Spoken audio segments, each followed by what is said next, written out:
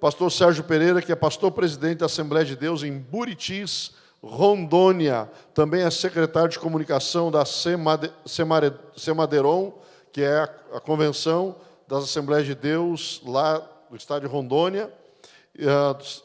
Missão, né? Assembleia de Deus Missão.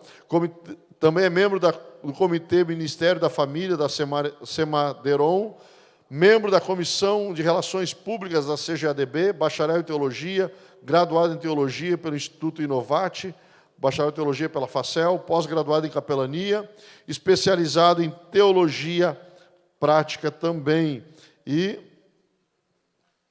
aqui, faltou as demais informações. Aqui, meu secretário hoje deu uma falhada aqui, né? Mas eu já vou buscar aqui, né? Ele também ele é casado com a irmã Rosângela, né? E é pai da Andressa, é isto? E do... Isso, André. O André. Isso aí. O André. É o pai do André também. O Andrezão já está um moção já grande, né? Deus abençoe. Pastor Sérgio Pereira, o tempo é seu. Deixa Deus lhe usar para ministrar esta matéria tão extraordinária que é, e também tão empolgante, intrigante também, e às vezes mal interpretada, a disciplina bíblica na igreja. Deixa Deus lhe usar. Pastor Moisés e amigos do Bom Samaritano, a minha saudação cristã e a minha gratidão a Deus por poder fazer parte deste projeto da Conferência Bíblica Tempo de Esdras. Sem nenhum desmerecimento ou desmérito para com aquilo que recebi do Senhor, me considero bastante pequeno diante dos grandes nomes que por aqui têm ministrado a palavra de Deus nestes dias. Tenho acompanhado quase que na sua totalidade e tenho sido grandemente edificado pelas palavras que temos aqui ouvido de forma muito extraordinária.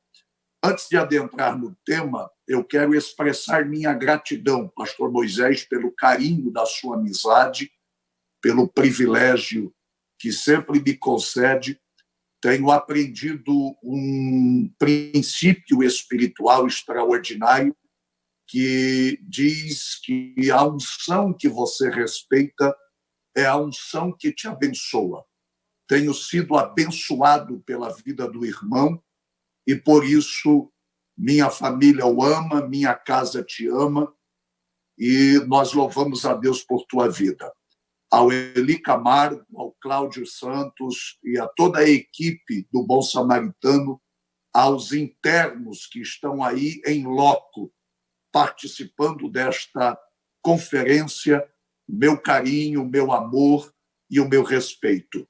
A minha saudação especial aos irmãos de Florianópolis, da onde saímos há 6 anos e estamos radicados hoje no estado de Rondônia, na cidade de Buritis. Deus abençoe grandissimamente a todos aqueles que nos acompanham neste momento. A doutrina sugerida para a nossa ministração esta noite, neste 5º dia da conferência, é exatamente a doutrina da disciplina bíblica na igreja. Ela é uma matéria de cunho pastoral e que faz bastante importante nós meditarmos um pouquinho sobre ela nestes momentos que se sucederão. Para tanto, quero convidar o meu amigo internauta a abrir a sua Bíblia no livro ou na primeira carta de Coríntios, no capítulo de número 5. Primeira carta aos Coríntios, capítulo de número 5, aonde Paulo destaca uma exortação à igreja de Corinto para o exercício da disciplina e que quero destacar esta noite aqui nesta grande conferência. A palavra do Senhor nos diz assim: geralmente se ouve que há entre vós fornicação, e fornicação tal, qual nem ainda entre os gentios, como é haver quem abuse da mulher de seu pai. Estais inchados e nem ao menos vos entristecestes por não ter sido dentre vós tirado quem cometeu tal ação. Eu, na verdade, ainda aqui ausente no corpo, mas presente no espírito, já determinei como se tivesse presente que o que tal ato praticou, em nome de nosso Senhor Jesus Cristo, juntos vós e o meu espírito, pelo poder do nosso Senhor Jesus Cristo, seja entregue a Satanás para a destruição da carne, para que o espírito seja salvo no dia do Senhor Jesus. Não é boa a vossa jactância. Não sabeis que um pouco de fermento faz levedar toda a massa? Alimpai-vos, pois, do fermento velho, para que sejais uma nova massa, assim como estais sem fermento. Porque Cristo, nossa Páscoa, foi sacrificado por nós. Pelo que façamos festa não com fermento velho, nem com fermento da maldade e da malícia, mas com os asmos da sinceridade e da verdade. Eu começo dizendo a respeito deste tão palpitante tema que a disciplina na igreja é um ato responsável de amor. Esta virtude cristã, tão bem destacada na fala do professor que me antecedeu, é, de fato, a grande marca da Igreja do Senhor e a grande marca do cristianismo. É de Jesus as sábias palavras que diz: nisto conhecerão que sois meus discípulos, se vos amardes como eu vos amei. Segundo o reformador João Calvino, a disciplina é uma das marcas da igreja verdadeira. A disciplina é terapêutica e visa a proteção da igreja e a restauração do faltoso. As nossas igrejas estão sempre tendo problemas relacionados à disciplina de seus membros. Se a igreja é fiel, biblicamente, ao ato de disciplinar, há necessidade de que todos os membros compreendam as bases bíblicas para tanto. Se, por outro lado, a igreja é falha na conduta da disciplina, então é necessário que todos se conscientizem das razões dadas pelas Escrituras para a aplicação da disciplina e dos perigos e consequências de negligenciá-la. Esse é, portanto, um tema relevante. Quase nunca é falado sobre ele em nossas conferências bíblicas. Não se trata de um caminho opcional para a administração eclesiástica da igreja, mas de uma trilha necessária que deve ser entendida, acatada, apoiada e aplicada para que tenhamos saúde espiritual em nosso meio. O exercício da disciplina é tão importante que o mesmo João Calvino considerou, ao lado da proclamação da palavra e da administração dos sacramentos como ceia e batismo, uma das marcas que distingue a igreja verdadeira da falsa. Ou seja, na igreja falsa não somente está ausente a inspiração ou a pregação das inspiradas escrituras e os sacramentos que são totalmente antibíblicos ou administrados de forma antibíblicos, como também é negligente esta igreja falsa na preservação de sua pureza moral e doutrinária, e, como tal, ela deixa de aplicar a disciplina eclesiástica. Quero, nos minutos que se seguirão, responder algumas perguntas. Primeiro, por que não se pratica mais a disciplina na igreja? Segundo, o que a igreja deve saber sobre o tema? Terceiro, qual é o propósito da disciplina eclesiástica? Quarto, qual o procedimento disciplinar adequado? Qual é exatamente o discernimento ou a condição disciplinar adequado? E, por fim, nós queremos falar sobre qual deve ser a atitude da igreja ao praticar a disciplina e ainda destacar como o membro disciplinado deve portar-se para concluir a nossa fala, enfatizando o perigo da falta da disciplina na igreja. Vamos responder à primeira pergunta. Por que em algumas igrejas não se praticam mais ou não se pratica mais a disciplina eclesiástica? Como na aula de ontem, que falei sobre a doutrina da cura divina, não quero me perder em definições e divagações. Disso, repito, os dicionários já estão cheios. Quero ser bastante prático, quero ser bastante eficiente naquilo que quero propor para a reflexão dos meus irmãos que estão nos acompanhando agora. Então, vamos lá. Por que não se pratica mais a disciplina na igreja? Quero destacar pelo menos 6 razões.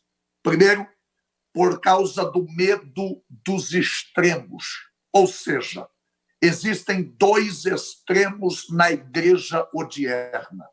Há um extremo se chama de legalismo, que é a observância de certas regras, observância de certos ritos e costumes na condição da sua espiritualidade e na observação. No legalismo, qualquer besteira se torna pecado. Para uma igreja legalista, qualquer atividade que seja discordante do meu ponto de vista da santificação é considerada como algo pecaminoso. Então, por isso, por medo do extremo do legalismo, algumas igrejas acabam não disciplinando. E há um outro extremo que é a libertinagem. Se em alguns lugares há um exagero quanto às regras, em outros não há regra nenhuma.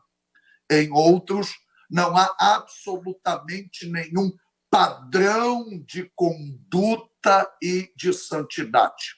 Há uma libertinagem. E pegando o gancho nas aulas que já tivemos esta noite, e parabéns a todos os professores que me antecederam, devo dizer que aonde falta graça, sobra legalismo. Mas que aonde existe uma libertinagem, também existe o conselho do apóstolo Paulo, que eu não devo usar da liberdade cristã, que a graça me alcançou para dar lugar à carne, à operosidade do pecado. A segunda razão pela qual não se pratica mais a disciplina em algumas igrejas é pela ignorância das Escrituras. A terceira é por causa do humanismo na igreja, ou seja, o homem e toda a sua questão antropocêntrica acabou se tornando o centro da fé cristã. E precisamos reconhecer que o centro da fé cristã é Cristo, não o homem, jamais o ser humano. Cristo é o centro da fé cristã. Por causa do homem e da igreja ao gosto do freguês, então acaba-se ignorando a prática da disciplina. Quarta razão, por falta de autoridade espiritual diante do problema específico. Sou pastor de igreja. Eu não sou pregador itinerante. Respeito aqueles que assim procedem. E, embora constantemente tenho participado de eventos e congressos ministrando a palavra, sou apaixonado pelo pastoreio. Eu tenho descoberto de forma muito vergonhosa que aquele problema que eu desconheço, aquele problema sobre o qual eu não tenho uma opinião formada, então eu não me atrevo a emitir parecer ou emitir conselhos. Aqui e acolá, já estamos exatamente faltando esta autoridade pastoral sobre o pecado cometido por um de seus membros. A quinta razão, e talvez uma das mais piores no meu ponto de vista, não se disciplina mais por temer a perca de membros e por temer a criação de problemas. Como eu não quero diminuir o número dos que frequentam a minha igreja e os meus cultos, então opto por não exercer a autoridade da disciplina eclesiástica. E, último lugar, a disciplina não é praticada por alguém não saber disciplinar. Estas são as respostas para o fato de não se praticarem mais a disciplina na igreja. A segunda pergunta é o que a igreja deve saber sobre o assunto. A igreja deve saber o suficiente para entender o pecado como um todo. Precisamos urgentemente voltar às ministrações de ramartiologia, que é a doutrina do pecado. A igreja precisa entender seriamente o que é pecado, o que ele significa, quais os danos que ele pratica para ou que ele tem para o indivíduo. E assim, e não menos do que isso, poderá exercer a autoridade da disciplina eclesiástica. A igreja deve saber o suficiente para ser capaz de compreender tanto o pastor no ato da disciplina, quanto o faltoso que está sendo disciplinado e apoiar o processo de disciplina imposto pela igreja, assim como apoiar o disciplinado para a sua restauração espiritual imediata. A igreja deve saber o suficiente para não sentir posteriormente aos fatos ocorridos que o pecado foi minimizado ou encoberto, caso de alguma forma mais detalhes depois venham à tona por causa do pecado. Assim, a igreja deve, em resumo, saber o suficiente para aplicar a disciplina espiritual com conhecimento nas Escrituras, mas com amor suficiente no coração para restaurar o membro disciplinado à sua condição de filho da graça, para a glória do precioso nome de Jesus. Quero destacar na sequência os propósitos da disciplina eclesiástica. Quais são os propósitos da disciplina eclesiástica no que tange à vida cristã? Quais são as condições da disciplina e qual o propósito da disciplina eclesiástica? Primeiro propósito, eu quero destacar 5, é que a disciplina eclesiástica ela visa restaurar e reconciliar o cristão que está desviando. Textos como Mateus 18 e 15, Gálatas capítulo 6 e versículo 1, Tiago capítulo 5 e versículo 20, e 1 Timóteo capítulo 1 e versículo 20, vão enfatizar exatamente este propósito da disciplina eclesiástica: restauração e reconciliação do cristão com aquele que está precisando de uma ajuda espiritual. A disciplina eclesiástica nunca é para a morte espiritual do cristão, mas sim para restaurá-lo, para reintegrá-lo à comunhão com os santos, a fim de que ele possa ser auxiliado na sua caminhada de fé e junto com aqueles que não pecaram ou que não transgrediram os princípios doutrinários da igreja, caminham para a eternidade.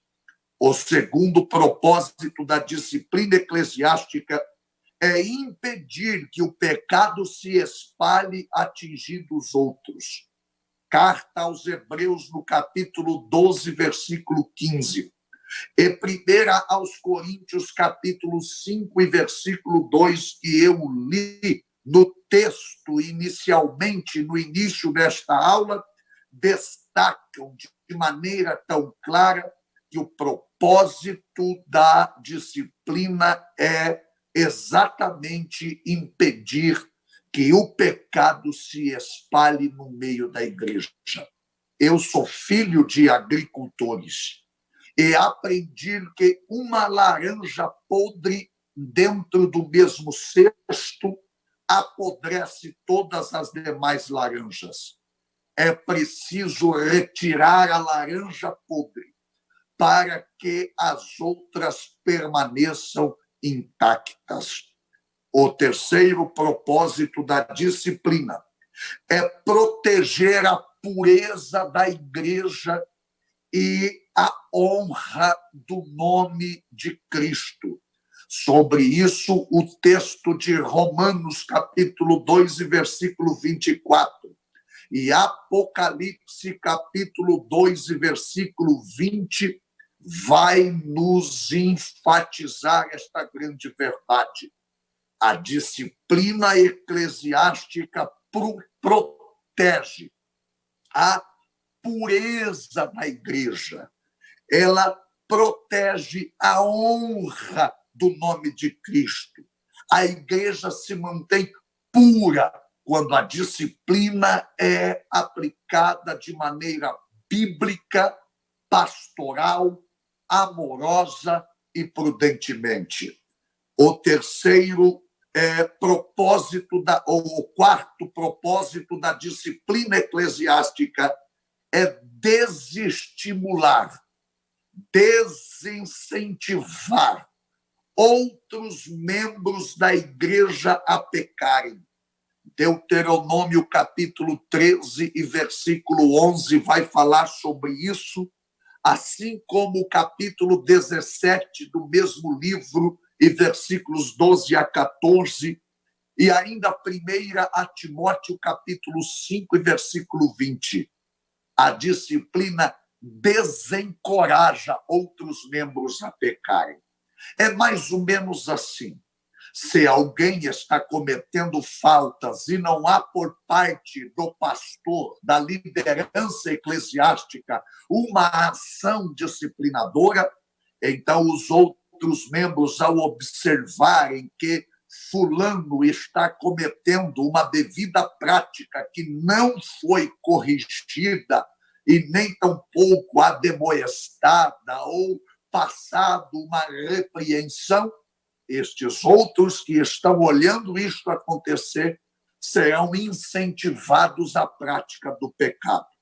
Mas quando na igreja o pastor que ama o seu rebanho, que é apaixonado por esta palavra, que é apaixonado pela igreja de Jesus Cristo, e que, de fato, está comprometido com a alma do seu rebanho para que eles cheguem ao céu.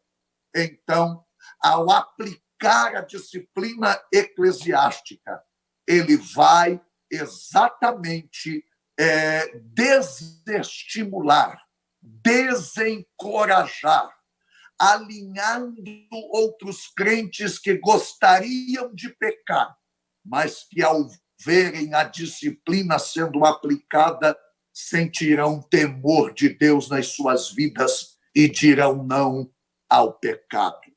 Em quinto lugar, a disciplina eclesiástica tem o propósito de combater o fermento infectante e favorecer a pureza da igreja e da sua adoração. Falta-me o tempo para dizer que muitos louvores e adorações em igrejas modernas não estão chegando na presença de Deus por causa da conivência com o pecado de seus membros. Muitas das orações que estão sendo levadas e oradas e clamadas e verbalizadas de forma poética e até mesmo belíssimamente verbalizadas, não estão de maneira alguma atingindo o propósito de chegar ao trono daquele que controla o universo, porque há, de certa forma, uma cumplicidade, uma conveniência com o pecado que está sendo praticado. Temo que, em muitos altares, há um fermento tão infectante do pecado que já levedou toda a massa. E o altar de algumas igrejas que deveriam estar ministrando cura para a ferida do povo, tudo que sai é veneno para matar a alma daqueles que ali participam. A disciplina eclesiástica, ela tem exatamente a ideia de combater o fermento que infecta, que deteriora, que acaba, que destrói a igreja do Senhor Jesus. E é desse o conselho do apóstolo Paulo, quando diz no texto que eu acabei de ler no início, ou que eu li no início desta aula: alimpai-vos do fermento velho, para que sejais uma nova massa, bendito seja Jesus, porque Cristo, nossa Páscoa, foi sacrificado por vós.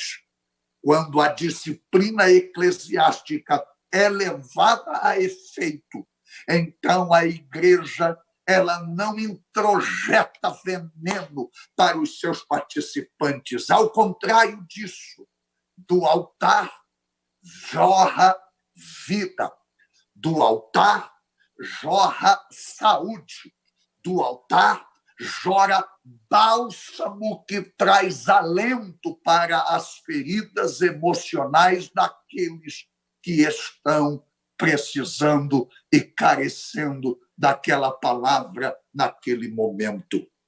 A pergunta que não quer calar é qual é o procedimento eclesiástico ou disciplinar adequado.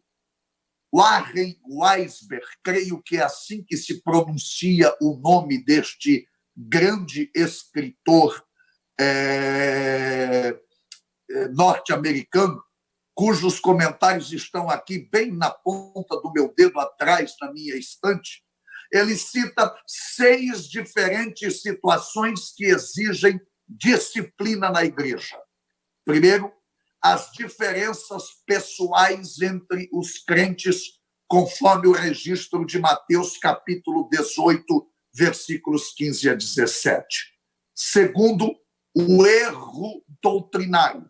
2 Timóteo, capítulo 2, versículos 23 a 26. Tito, capítulo 1, versículos 10 a 14. Romanos, capítulo 16, versículos 17 e 18.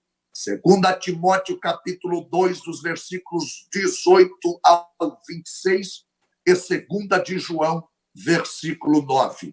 Vai falar que uma das situações que exigem disciplina é o erro doutrinário. Gálatas, capítulo 6, versículos 1, 2 e 3, destaca a terceira situação. É um cristão que caiu em pecado, seja ele de que tipo de pecado estivermos falando.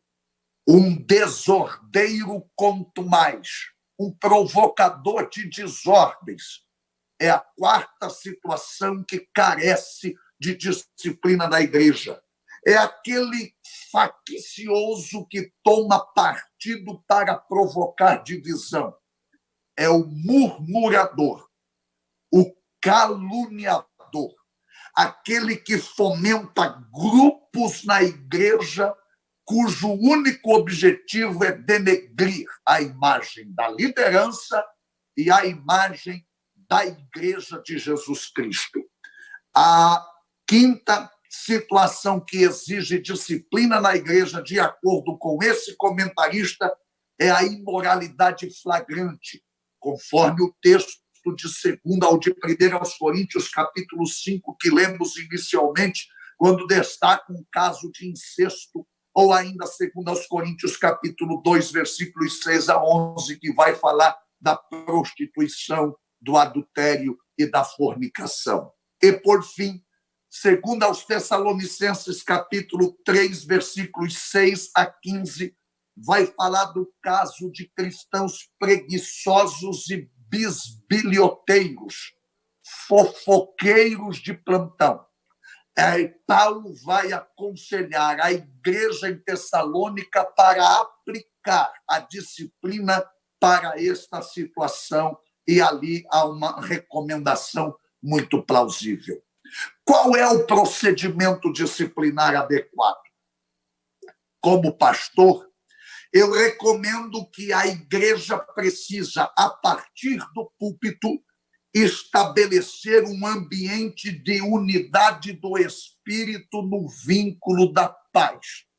É sobre isso que o apóstolo Paulo vai falar em Efésios, capítulo 4 e versículo 3.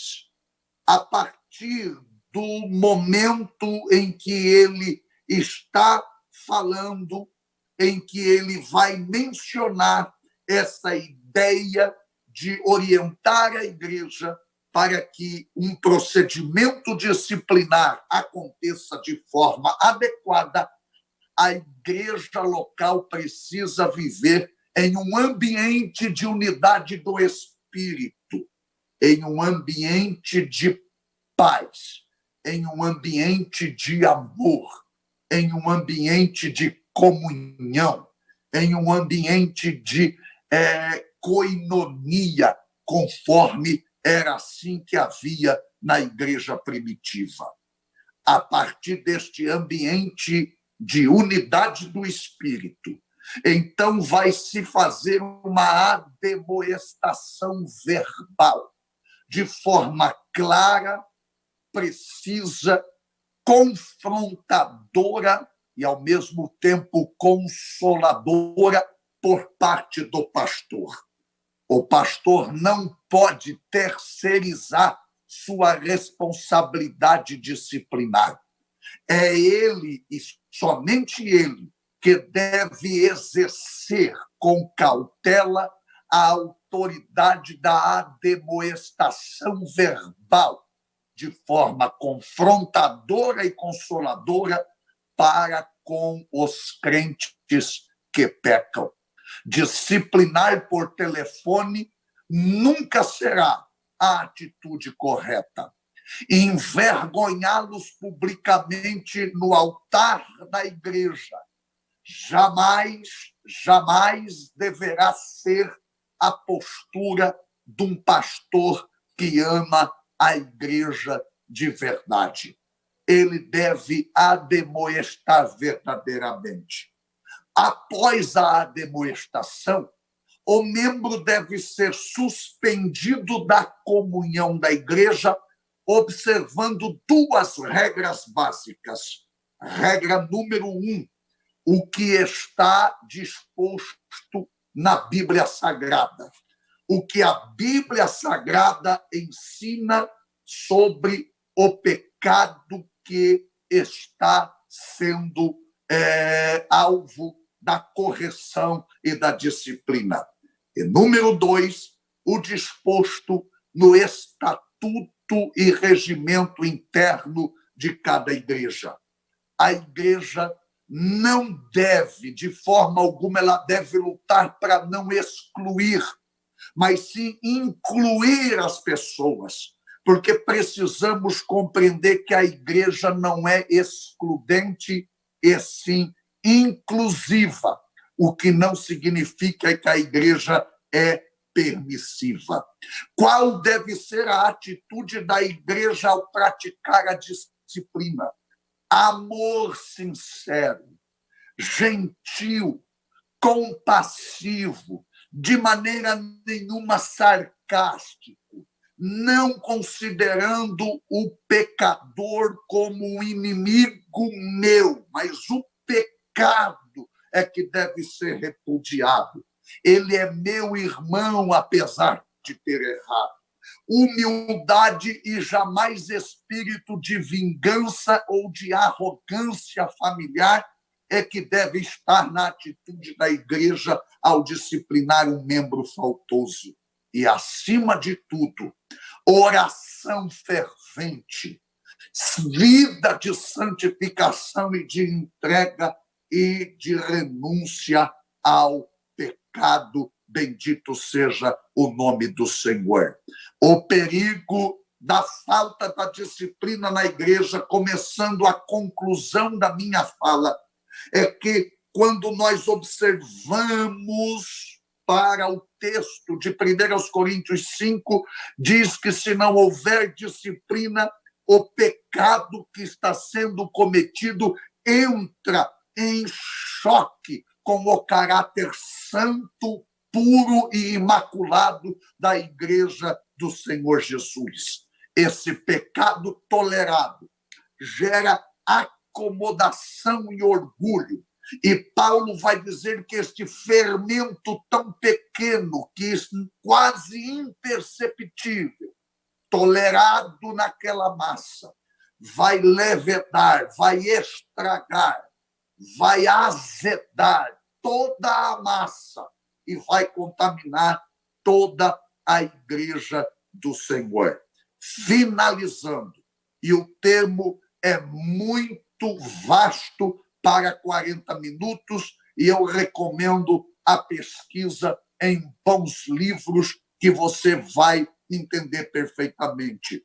Lembro-me, e aqui concluo, permitindo nos minutos que ainda me restam, do momento em que Jesus vai lavar os pés dos discípulos e que, ao fazê-lo, pede que, assim como ele lavou os pés dos seus discípulos, nós deveríamos proceder da mesma forma lavando os pés uns dos outros. Obviamente que Jesus não está instituindo ali uma ordenança como o batismo, como a ceia do Senhor. Não. E também não é ali uma lição de humildade, apesar do texto também falar sobre isto. Destaco, sem muito alongar a minha fala, que quando Jesus pede que lavemos os pés uns dos outros, é que ele quer que sejamos compassivos e misericordiosos quando enxergarmos a sujeira que está no pé dos nossos irmãos. Assim, ao vermos a sujeira, que sejamos enfáticos e verdadeiros para ajudar a cada irmão ferido e machucado pelo pecado a se levantar, a se colocar de pé outra vez. Este é o propósito da disciplina. Amar o faltoso, expulsar o pecado do seio da igreja, mas ganhar o pecador e enchê-lo de amor e misericórdia, como o Senhor fez por nós, para que ele seja restaurado ao seio da igreja e venha glorificar o nome do Senhor. Que o Senhor te abençoe, que o Senhor te guarde. A você que pecou e sumariamente foi excluído da igreja, que o Senhor tenha misericórdia e que esta palavra restaure você a comunhão da igreja e que o nome do Senhor seja glorificado na sua vida, em nome de Jesus. Glória a Deus, glória a Deus, glória a Deus. Pastor Sérgio Pereira, sem palavras para expressar Amém. A gratidão do Senhor ter atendido o nosso convite, ter somado conosco. Deus te abençoe, meu amigo, de uma forma muito, mas muito especial mesmo, cada dia mais, o seu ministério. E eu tenho certeza que não vai ficar só nesta. Teremos outras Amém. Conferências bíblicas online. Quem sabe um dia Deus nos dá até presencial, né? Mas vamos fazendo aquilo que o Senhor for nos dirigindo a fazer. E eu quero lhe agradecer de coração. Muitíssimo obrigado. Agradeço a sua família por lhe ceder, nos emprestar a sua vida para somar conosco nesta noite. Amém. Minha gratidão, pastor Moisés, minha gratidão ao Bom Samaritano, da Academia dos Pregadores, e fazendo um breve comentário, te vendo aí com essa jaquetona poderosa, me deu uma saudade do frio do sul. Tá? Que Deus... Rapaz, que Deus te abençoe. Hoje, graças a Deus, aqui não está tão frio como ontem e ontem e antes de ontem ainda. Os últimos 3 dias foi bem mais frio do que hoje aqui. Olha, nós tivemos aqui, chegamos perto de uma sensação térmica abaixo de 10 graus aqui, viu? Imagino. Beijo no coração. Te amo, meu irmão. Deus abençoe. Amém, meu amigão. Deus te abençoe também, meu irmão.